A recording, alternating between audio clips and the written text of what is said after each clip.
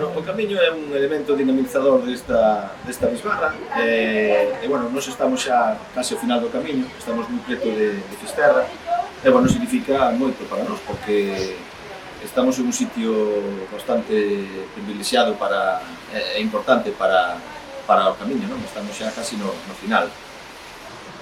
Bueno, porque o camiño é un elemento que relaciona socialmente as persoas, entonces unido a un paisaxe que temos desde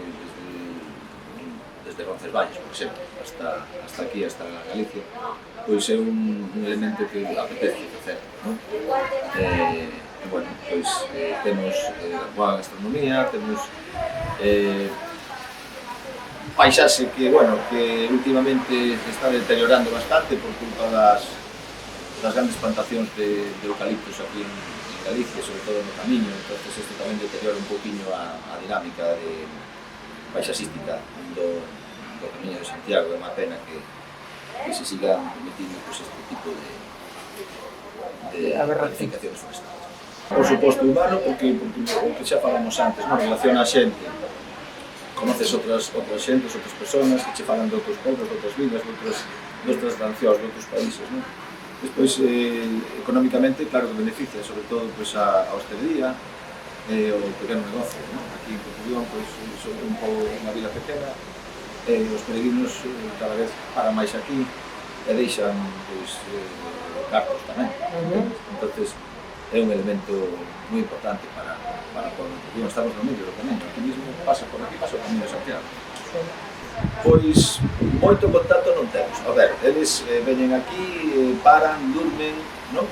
Comen aquí, desayunan, bueno, pois de vez en cando falas con algún, tal. Hai xente que queda aquí uns días, que lle gusta o pobo, vive un porro, unha vila distinta, porque ten unha cousa que non teñen as demais vilas por aquí, non? É un pouco máis, non sei, debido a que está mellor conservada, pois ten un encanto especial, entonces aos peregrinos gusta moito esta vila tamén, entonces suelen quedar uns días tamén. O que é o casco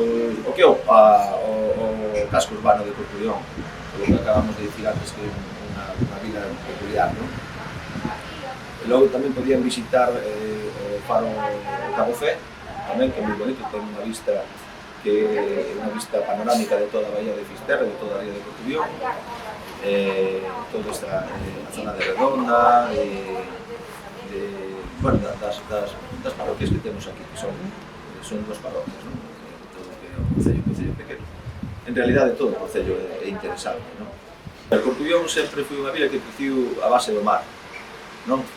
Aquí hubo unha industria moi importante que suministraba enerxía aos barcos veleros os de vapor, que viñan de norte de Europa e do sur de Europa, suministraba carbón. Todos esos barcos sempre medrou mirando cara ao mar. Entonces, como pode medrar esta vila? Pois mirando ao mar. Hai que promocionar a pesca de paixura, hai que reformar este puerto que temos aquí para que teña máis dinámica e que poda aceptar a máis embarcacións.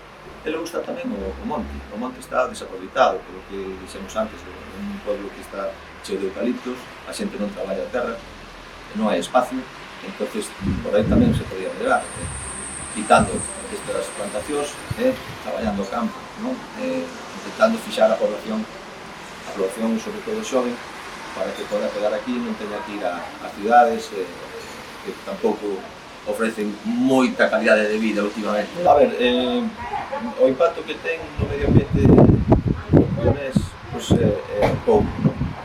Incluso se trata de mellorar certas zonas por onde pasa o camiño para que sean máis fermosas e que estén mellor adecuadas, non?